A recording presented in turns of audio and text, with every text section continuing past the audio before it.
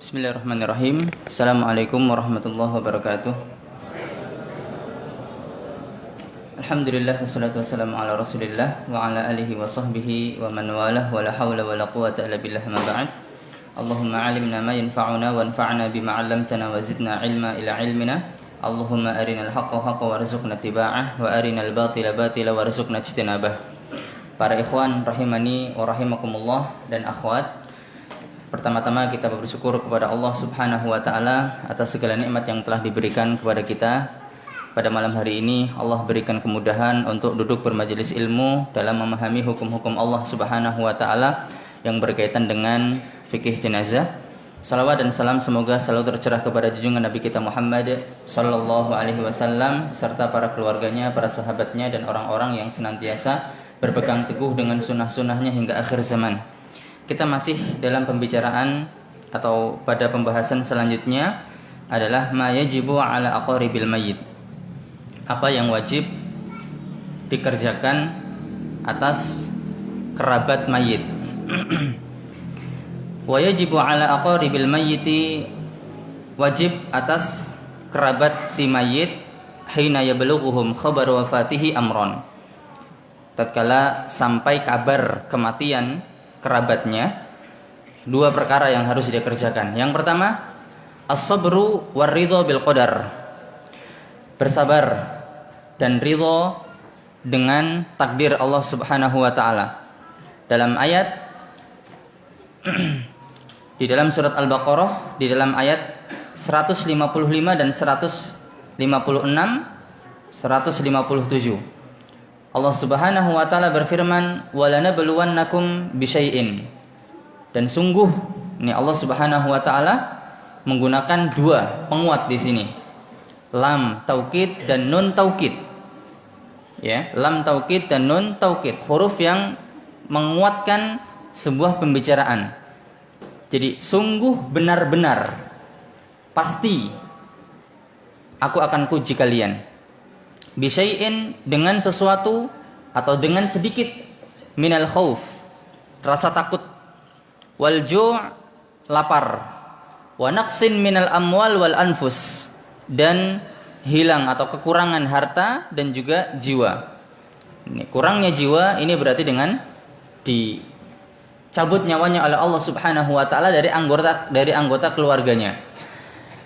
Was samarat, dan juga kekurangan buah-buahan yang tandur kemudian enggak panen, itu sudah sering sekali ya. Wa basyiris sabirin, Allah katakan, dan berilah kabar gembira untuk orang-orang yang sabar. Untuk orang-orang yang sabar, untuk orang-orang yang ridho tatkala Allah uji dengan hal-hal di atas tadi. Ya, rasa takut, rasa lapar, kekurangan harta, kemudian diambilnya jiwa atau nyawa orang yang kita sayangi di sekitar kita, dan kurangnya harta, kurangnya buah-buahan, maka dengan itu semua beri kabar gembira terhadap orang-orang yang bersabar. Alladzina idza asabathum musibatun. Mereka orang-orang yang apabila ditimpa musibah mereka mengatakan inna lillahi wa inna ilaihi raji'un. Mereka mengucapkan inna lillahi wa inna ilaihi raji'un. Sehingga inna lillahi wa inna ilaihi raji'un kita ucapkan tatkala ada musibah kematian. Dan kematian memang dikatakan musibah oleh Allah Subhanahu wa taala. Idz antum darabtum fil ardi fa asabatkum musibatul maut. Tatkala kalian melakukan perjalanan di muka bumi ini kemudian menimpa kalian musibah kematian. Jadi kematian Allah Azza wa Jalla sebut dengan musibah. Ya, disebut dengan apa? Dengan musibah. Apa balasan bagi orang-orang yang ketika terkena musibah dia bersabar dan mengucapkan inna lillahi wa inna ilaihi raji'un? Ulaika alaihim salawatun min rabbihim wa rahmah. Bagi mereka salawat dari Rabb mereka dan rahmat. Wa ulaika humul muhtadun, dan mereka adalah orang-orang yang mendapat petunjuk. Kemudian hadis dari Anas bin Malik radhiyallahu anhu, dia mengatakan, marra Rasulullah bimra'atin 'inda qabrin wa hiya tabki. Rasul pernah melewati sebuah kuburan Rasul pernah melewati seorang wanita yang ada di sisi kuburan. Jadi anaknya yang meninggal dunia. Wahiyata beki, dalam keadaan dia terus nangis. Rasulullah SAW berkata kepadanya, ittaqillaha wasbiri. Bertakwalah kepada Allah dan bersabarlah. Maka wanita tadi menjawab, ilaika anni, kata beliau. Kata wanita tadi, ilaika anni, pergi kamu dariku. Dia nggak tahu kalau yang negur itu Rasul. Ya. Fa innaka lam tusab bi musibati, sesungguhnya kamu tidak diberi musibah seperti musibahku ini. Jadi musibahmu tidak seberat musibahku ini. Sehingga pergi kamu, nggak usah mengatakan kayak gitu. Ya, kamu tidak merasakan musibah yang aku rasakan. Maka Anas mengatakan, qol di sini Anas, walam ta'rifhu. Wanita tadi tidak tahu kalau yang mengatakan tadi itu Rasul. Faqila laha, maka dikatakan kepada wanita tadi, huwa Rasulullah. Itu tadi Rasulullah. Fa akhadhaha mislul maut. Bayangkan. Ketika mendengar itu, fa akhadhaha mislul maut, kata Anas, jadi seakan-akan dia disambar oleh kematian. Jadi kaget setengah mati. Tatkala tahu itu Rasulullah sudah mengatakan, ilaika anni, dengan suara keras, pergi kamu. Sesungguhnya kamu belum pernah tertimpa musibah seberat musibahku ini. Dikabarkan itu Rasulullah. Lalu Anas mengatakan seakan-akan dia kagetnya itu seakan-akan setengah mati, ya, kagetnya setengah mati.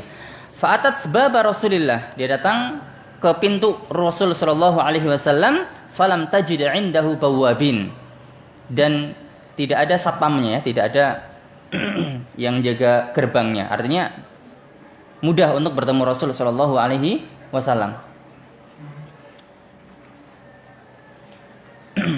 Ya, jadi bertemu dengan Rasul itu mudah, ya. Tidak seperti sekarang, kalau bertemu dengan presiden susah. Tapi kalau dulu sahabat pengen bertemu Rasul itu sangat mudah. Bahkan ada yang akhlaknya buruk, yang mengatakan, ya Muhammad, orang-orang Badui, Arab Badui itu. Tapi kalau zaman sekarang susah bertemu dengan presiden. Faqalat, wanita tadi mengatakan, ya Rasulullah, inni lam a'rifka. Wahai Rasulullah, sesungguhnya tadi aku tidak tahu kalau itu kamu. Maka Rasulullah SAW bersabda, inna sabra inda awwalis sadamatin, atau inda awwalis sadamati. Sesungguhnya sabar itu adalah ketika awal tertimpa musibah. Jadi jangan bilang sabar kalau misalnya orang sudah, keluarga sudah meninggal lama, kemudian antum saya sabar. Itu itu bukan tempatnya sabar lagi. Sabar itu tatkala tertimpa di awal kali musibah, karena itu yang paling berat. Itu yang paling berat. Karena nanti akan ada pembahasan setelah ini, was-sabru ala wafatil aulad lahu ajrun azim. Sabar atas kematian anak akan mendapatkan pahala yang sangat besar. Kapan sabarnya itu? Ketika awal anak itu meninggal dunia. Kalau misalnya awal anak meninggal dunia, kemudian meratap, dia teriak-teriak, ya, kemudian sampai merobek pakaian, ini bukan sabar. Kemudian setelah beberapa minggu, kemudian dia bersabar, berhenti menangis. Ya memang capek nangis terus. Ya, nangis terus capek. Dia berhenti bukan karena sabar, tapi apa? Karena capek. Sabar, kata Rasulullah, itu tatkala awal terkena musibah. Bersabar atas kematian anak, maka akan mendapatkan pahala yang sangat besar. Dari Abi Sa'id Al-Khudri, beliau mengatakan, annan nisa qulna lin nabiy sallallahu alaihi wasallam. Sesungguhnya seorang wanita, atau sesungguhnya para wanita berkata kepada Nabi SAW, ij'al lana yauman, wahai Rasulullah, jadikan untukku satu hari, jadikan untuk kami satu hari. Fawa'adhunna, lalu beliau menasihati mereka. Jadi para wanita ini melihat bahwasanya hari-hari Rasul kok selalu untuk para sahabat laki-laki saja, ya, di masjid selesai sholat Rasul sering menceramai para sahabat, nasihati. Di sholat Jumat juga demikian. Maka para wanita ketika itu minta agar dijadikan satu hari saja khusus untuk para wanita, mereka mengadukan permasalahan-permasalahan mereka. Maka dijadikan satu hari. Lalu Rasul menasihati mereka dan mengatakan, ayyuma imra'atin, kata beliau, ayyuma imra'atin mata laha salasatun minal walad. Wanita mana saja yang meninggal dunia tiga anaknya, kanu laha hijaban minan nar, maka mereka akan menjadi penghalang buat ibunya dari api neraka. penutup. Kalau sabar, maka ibunya akan dihalangi, akan ditutup dengan api neraka. Ya, atau dari api neraka. Qalat imra'atun, ada seorang wanita yang bertanya. Ya. Jadi ketika kajian, buka tanya jawab itu udah biasa. Ya, artinya ketika dinasihati, seorang wanita bertanya kepada Rasulullah SAW itu hal biasa. Ya. Maka seorang wanita bertanya, wasnan, lalu bagaimana dengan 2 anak wahai Rasul? Kalau tadi kan kau sebutkan 3. Lalu bagaimana dengan 2 anak yang meninggal dunia? Rasul mengatakan wasnan. 2 juga. 2 anak yang meninggal dunia, kalau ibunya sabar, orang tuanya sabar, maka akan menjadi penghalang dari api neraka Jahannam. Kenapa ikhwan? Sabar. Jawabannya adalah sabar. Ya, kehilangan anak musibah yang sangat besar yang menjadikan hati orang tua pasti sangat sedih sekali. Kehilangan anak 1, ya sabarnya masih sedikit. Tapi kalau sudah 2, sudah 3, itu sudah sangat besar sekali kesabaran yang harus dia usahakan ada pada dirinya. Bagaimana tidak menangis dengan suara yang keras atau berhari-hari dia menangis, tidak seperti itu, maka balasannya surga Allah, maka balasannya akan dihindarkan dari api neraka. Dijadikan sebagai apa? Anak tadi akan menghalangi orang tuanya dari api neraka. Kalau dihalangi dari api neraka, ya pasti masuk surga. Karena di akhirat nggak ada lagi tempat ketiga. Kalau nggak surga ya neraka. Kalau nggak neraka ya surga, begitu. Orang dihalangi dari surga, ya pasti masuk ke dalam apa? Afan. Orang dihalangi dari api neraka berarti pasti dia akan masuk surga. Ikhwani fillah rahimani wa rahimakumullahu jami'an. Seorang wanita khususnya ya, seorang ibu yang dia kehilangan anak, mungkin dia adalah orang yang paling sedih dibandingkan suami. Oleh karenanya ada sebuah teladan yang sangat hebat dari Ummu Sulaim. Ya. Dari Ummu Sulaim tatkala anaknya meninggal dunia. Ummu Sulaim ini adalah istrinya Abu Talhah. Ketika anaknya yang masih kecil meninggal dunia, maka istrinya mengatakan kepada keluarganya, la tuhaddisu Abu Talhah bibnihi hatta akuna ana uhaddisuhu. Jangan ada yang mengabarkan kematian anaknya kepada Abu Talhah sampai aku sendiri yang akan menyampaikan, kata istrinya. Falamma ra'at annahu qad falamma jaa, tatkala Abu Talhah datang, maka Ummu Sulaim ini qarrabat ilahi asya'a, menghidangkan makan malam. Lalu dia Abu Talhah makan, minum, summa tasanna'at lahu ahsana ma kana tasna'u qabla dzalika fawaqa'a biha. Kemudian istrinya ini berdandan dengan dandan yang paling cantik yang sebelumnya belum pernah dia lakukan. Fawaqa'a biha, istri udah dandan cantik, ya terjadi apalah yang terjadi. Falamma ra'at annahu qad syabi'a wa asaba minha qalat. Tatkala istrinya sudah melihat suaminya sudah kenyang dan kebutuhan biologisnya sudah tersalurkan. Jadi 2 ini perkara yang sangat penting yang harus diperhatikan oleh istri, sebagaimana yang dinasihatkan oleh seorang ibu yang anaknya itu mau diambil oleh laki-laki, mau dinikahi. Di antara hal yang mereka nasihatkan adalah perhatikan urusan perut dan juga biologis seorang suami. Suami kalau pulang, lagi lapar-laparnya pulang, nggak ada makanan, itu emosinya itu cepat naik dia. Ada masalah sedikit, marah. Demikian juga kebutuhan biologis juga demikian. Tidak bisa Tidak bisa ditoleransi. Ya. Jadi 2 itu para perempuan, para istri harus apa? Harus harus diperhatikan benar-benar. Kalau nggak mampu bilang sama suami, carikan pembantu. Pembantu? Aku tahu sih. Pembantu. Kemudian istrinya mengatakan, ya Abu Talhah, wahai Abu Talhah, ara'aita law anna qauman a'aru 'ariyatahum ahla baitin. Bagaimana pendapatmu seandainya sekelompok kaum mereka menitipkan barang titipan mereka kepada pemilik rumah. Fatalabu 'ariyatahum, lalu mereka ngambil titipan tadi itu, alahum an yamna'uhum, apakah boleh bagi mereka untuk melarang atau untuk tidak memberikan barang titipannya tadi? Kata Abu Talhah, lah, nggak boleh, harus diberikan, harus dikembalikan. Barang titipan diambil lagi, harus kembalikan, nggak boleh dihalangi. Maka istrinya mengatakan, Ummu Sulaim mengatakan, fahtasib ibnaka. Kalau begitu, berharaplah pahala dari anakmu karena meninggal dunia. Faghadiba, maka Abu Talhah marah. Lalu mengatakan, taraktini hatta talattakhti thumma akhbartini bibni.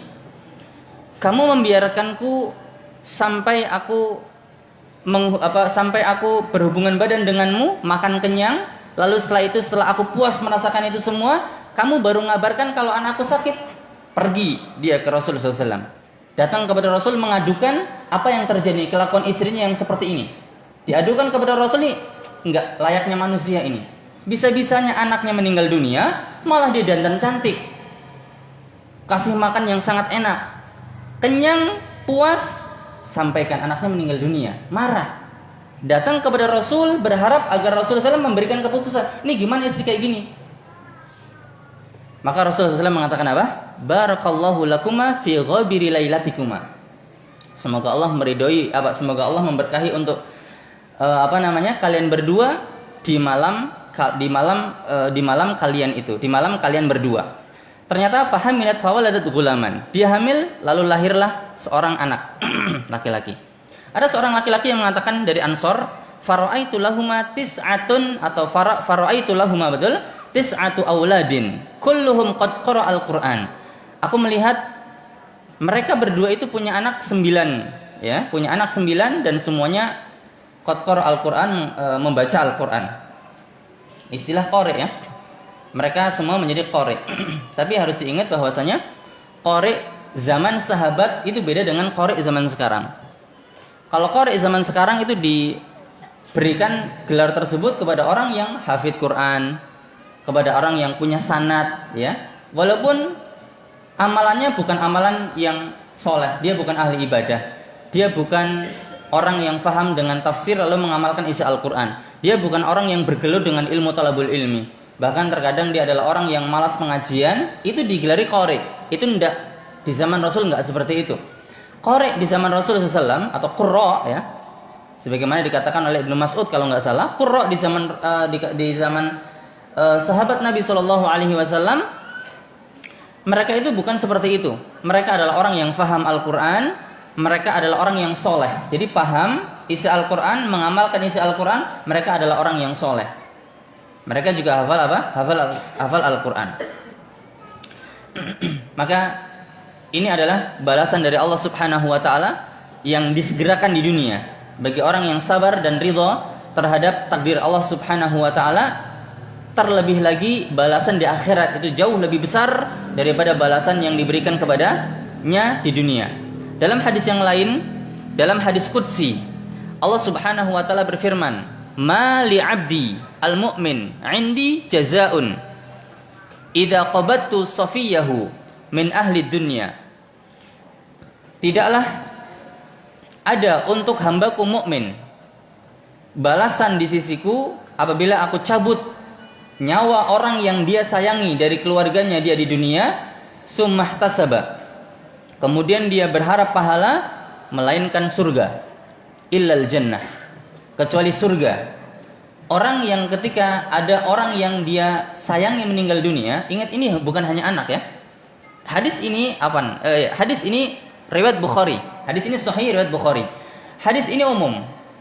Ya, sofiyahu atau sofiyun itu adalah orang yang dia cintai, termasuk anak, termasuk istri, termasuk suami, termasuk orang tua. Intinya sabar dan dia mengharap pahala dengan musibah yang menimpa dia, melainkan pasti balasannya adalah surga. Ini hadis sahih riwayat Bukhari.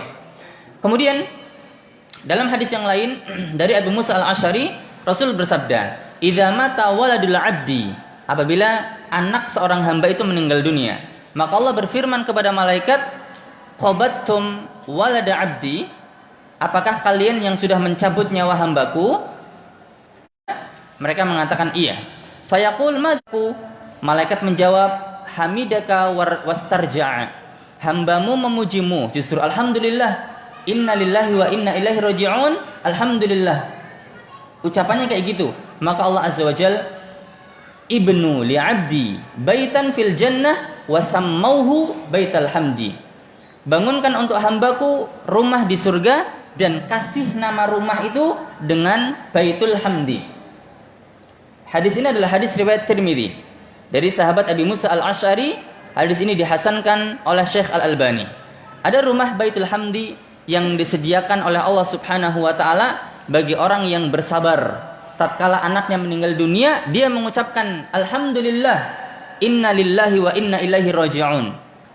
Akan dibangunkan rumah di surga. Hadis terakhir dari Qurrah bin Iyas, dia mengatakan, karena Nabi Muhammad SAW idza jalasa, apabila duduk, yajlisu ilaihi nafarun min ashabihi, maka duduk sekelompok orang sahabat di samping-samping beliau.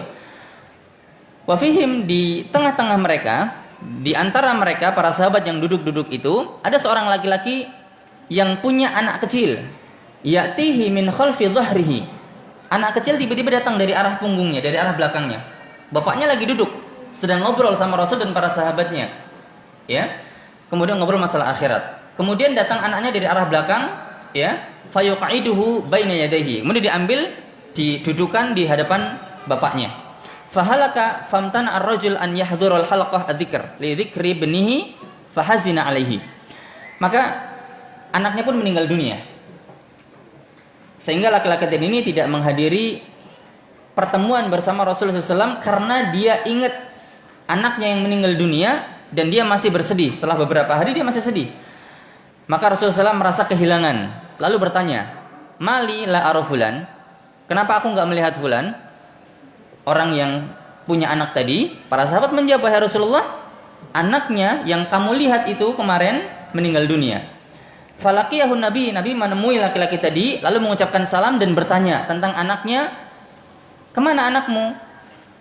Dia mengabarkan annahu halak, bahwasanya anaknya sudah meninggal dunia. Fa'azzahu alaihi, maka Rasul menghibur laki-laki tadi, menghibur sahabat tadi. Azza. Jadi azza masdarnya adalah ta'ziyah. Ta'ziyah itu adalah hiburan.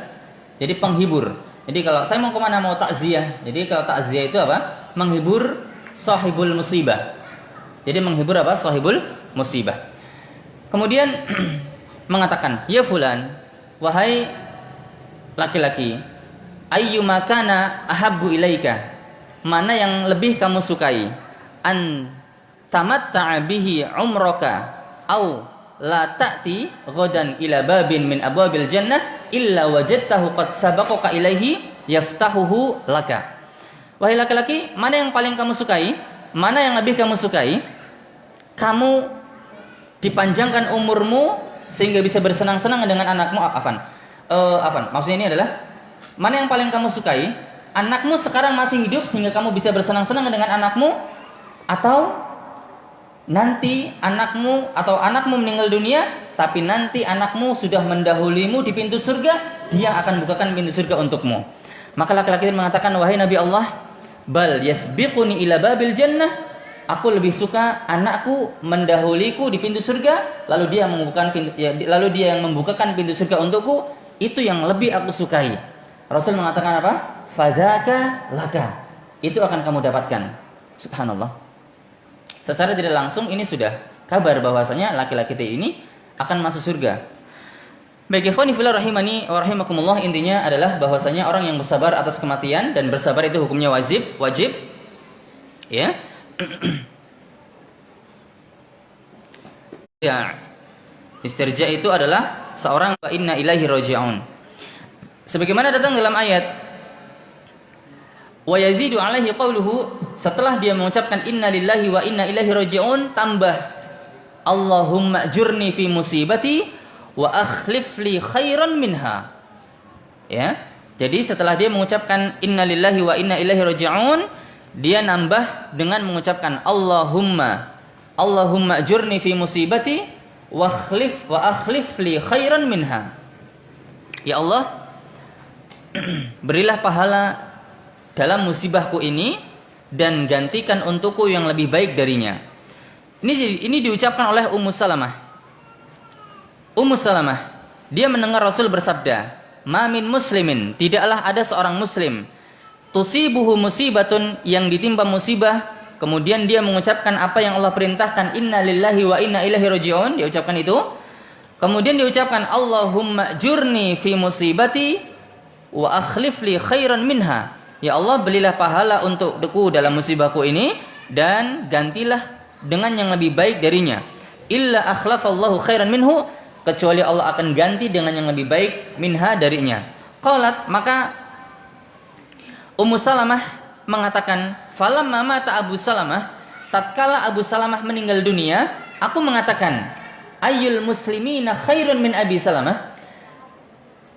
Kaum muslimin mana yang lebih baik dari Abu Salamah? Apa kata beliau? "Awwalu baitin hajara ila Rasulillah sallallahu alaihi wasallam." Apaan? "Awwalu baitin hajara ila Rasulillah sallallahu alaihi wasallam." Ya, bahwasanya Abu Salamah atau rumahnya Abu Salamah itu adalah yang pertama kali hijrah kepada Rasulullah SAW. Jadi Abu Salamah dan istrinya yaitu Ummu Salamah itu adalah termasuk orang yang pertama hijrah kepada Rasulullah SAW. Summa ini qultuha, lalu aku mengucapkan doa yang diajarkan tadi itu. Innalillahi, tatkala Abu Salamah meninggal dunia, dia mengatakan, siapa kaum muslimin yang lebih baik dari Abu Salamah? Dia adalah orang yang pertama hijrah kepada Rasulullah SAW. Kemudian setelah beliau meninggal dunia, aku mengatakan, innalillahi wa inna ilaihi raji'un, Allahumma ajurni fi musibati wa akhlif li khairan minha. Apa kata beliau?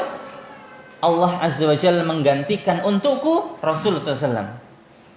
Beliau yang awalnya, siapa yang lebih baik dari Abu Salamah dari kaum muslimin? Enggak ada, dari sahabat. Ya, ternyata Allah ganti dengan Rasul. Akhirnya apa? Rasul menikahi Ummu Salamah. Sudah kan belum? Baik, kita lanjutkan.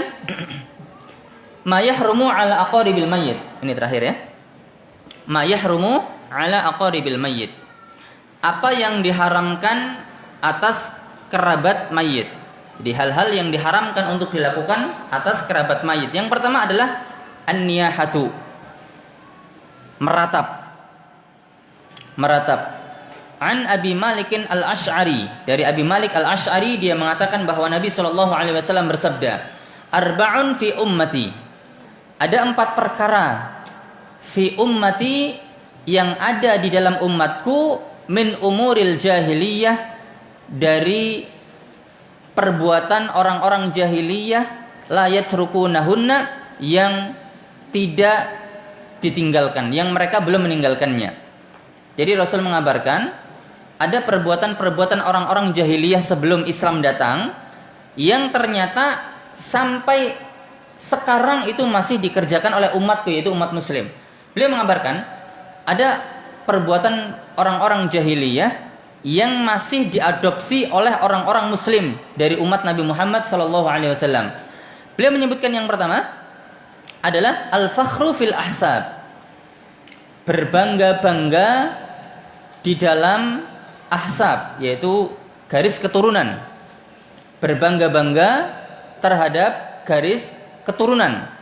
Berbangga-bangga kepada leluhur. Ya, dalam rangka menghinakan orang lain, keluarga yang lain.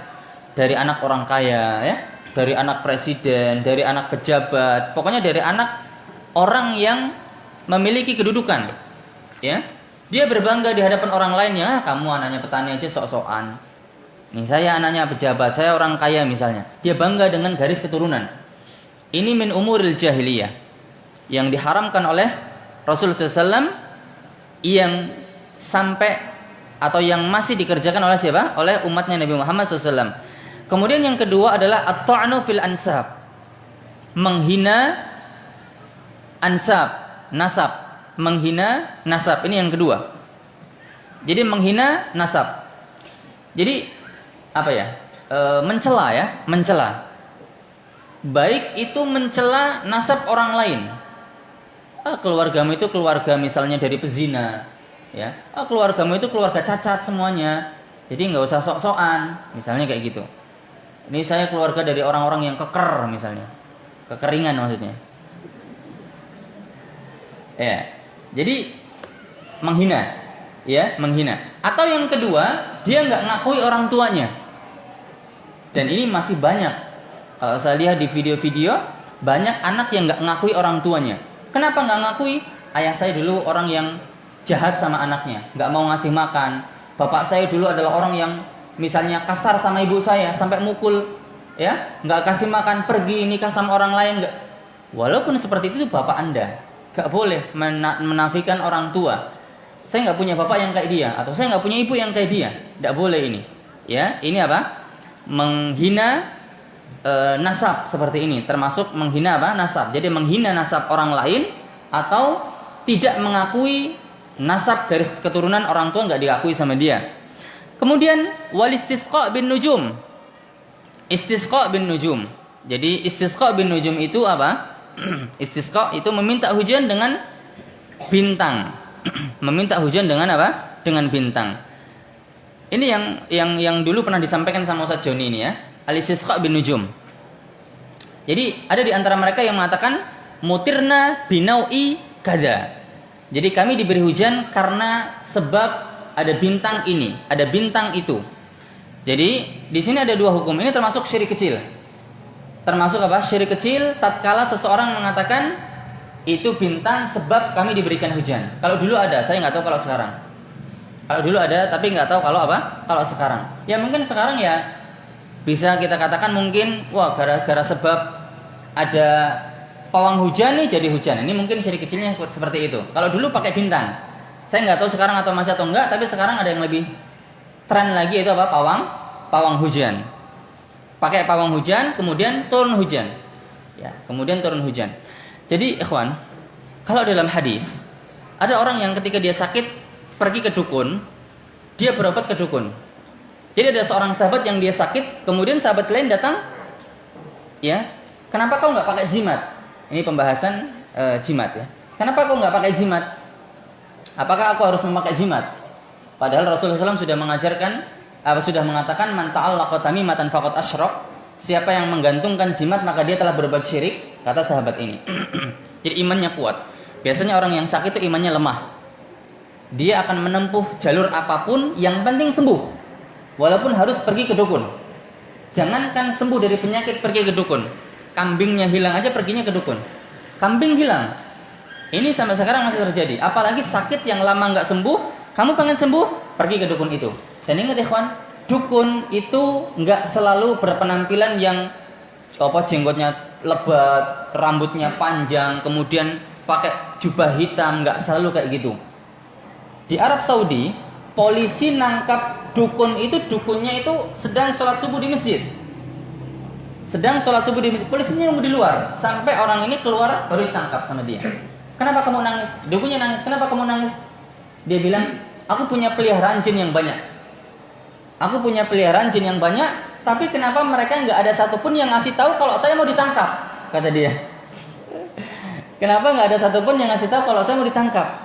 Kemudian dijelaskan sama Syekh ini bahwasanya, oh kamu mungkin jinnya kayak gitu, mungkin penyembahanmu kepada jin kurang, katanya. Oh enggak, penyembahan saya sama jin itu udah maksimal sekali. Sujud lah, kemudian memukul-mukul diri yang lainnya. Seperti itu, intinya seperti itu ya. Karena jin itu ya seperti itu, dia suka berbohong. Nah, kemudian ada seorang wanita yang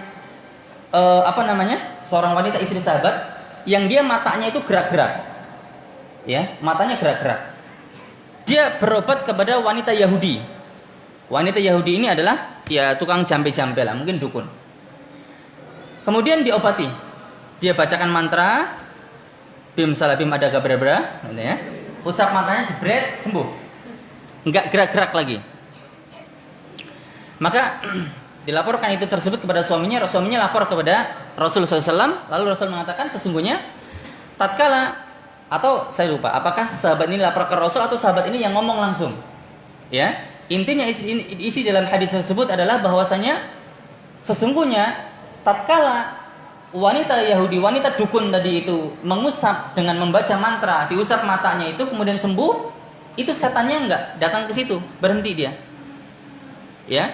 Tapi tatkala wanita Yahudi ini enggak mengusap dan membaca mantra, jinnya itu masih nempel di mata, gerak-gerakin mata supaya sakit mata, matanya merah.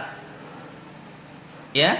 Maka sama beliau diajarkan, baca Allahumma rabban nas adhibil ba'sa washfi anta syafi la syifaa illa syifauka syifaan la yughadiru saqamah. Diajarkan bacanya ini, bukan malah manggil apa? Manggil dukun. Istisqa bin nujum, ya, menganggap bahwasanya bintang ini menjadi sebab turunnya hujan. Atau yang kedua, kalau ini tadi syirik kecil. Yang kedua adalah syirik besar tatkala dia meyakini bahwa bintang itulah yang menurunkan hujan dengan sendirinya. Ini kalau nggak ada hujan, ini nggak turun ini sudah. Jadi hujan ini yang menurunkan apa? Bintang ini yang menurunkan hujan. Ini udah syirik apa? Syirik besar. Yang terakhir adalah wan niyahah, kata beliau. Yang keempat adalah an-niyahah. Yang sering dilakukan oleh umat Nabi Muhammad SAW adalah an-niyahah, yaitu apa? Meratap. Waqala, Rasul mengatakan an-naihatu, wanita yang meratap tatkala ada orang keluarganya yang mati. Idza lam tatub, apabila dia tidak bertobat qabla mautiha, sebelum dia mati, tuqamu yaumal qiyamah, dia akan dibangkitkan pada hari kiamat, wa 'alaiha sirbalun min qatiranin. Ya, dia akan dibangkitkan pada hari kiamat memakai jubah dari aspal panas, wa dir'un min jarab, dan akan dipakaikan baju dari kudis, dari penyakit koreng yang busuk. Ya, ini menunjukkan ini dosa besar. Ini semua dosa besar. Kenapa? Digandengkan dosa-dosa besar semua. Ya, at-ta'nu fil ahsab, al-fakhru fil ahsab, berbangga-bangga dengan keturunan. Oh, saya anak orang kaya. Kemudian mencela keturunan, kamu anak orang miskin aja sok-sokan misalnya. Kamu aja anak hasil zina aja kamu kayak gitu. Kamu aja misal dicela. Atau saya nggak ngaku, saya nggak punya bapak kayak gitu. Saya nggak punya bapak. Ya, nggak diakui. Ini dosa besar. Istisqa bin nujum juga dosa besar, niyahah juga besar, dosa besar. Sekarang sebelum kita akhiri azan kemudian buka tanya jawab adalah niyahah itu apa? Niyahah. Niyahah itu ikhwani fillah rahimani wa rahimakumullah, bahwa niyahah itu adalah nangis dengan mengangkat suara. Nangis dengan mengangkat suara. Ya, nangis dengan apa? Mengangkat suara. Dengan mengangkat suara, ya, dengan mengatakan misalnya dengan mengangkat suara sambil menyebut kebaikan si mayit. Sambil menyebut kebaikan apa si mayit. Misalnya sambil nangis dia, wahai orang yang sangat dermawan, kenapa kamu pergi dulu meninggalkanku, misalnya kayak gitu. Wahai sang pelopor poligami, siapa yang menjadi pelopor berikutnya kalau kamu pergi dulu, misalnya. Ya. Ini namanya niyahah. Ini dosa besar. Wallahu a'lam bishawab. Silakan adzan dulu, kemudian setelah itu kita akan buka tanya jawab. Wallahu taala a'lam bishawab.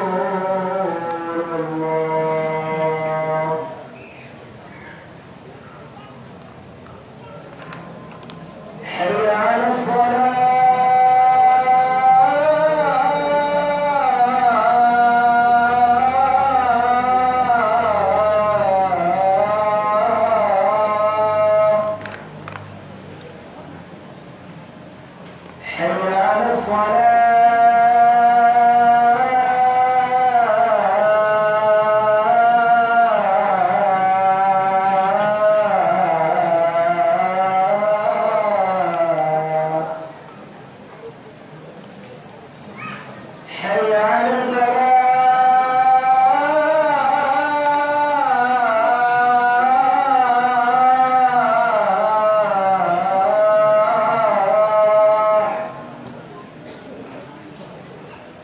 حي على الفلاح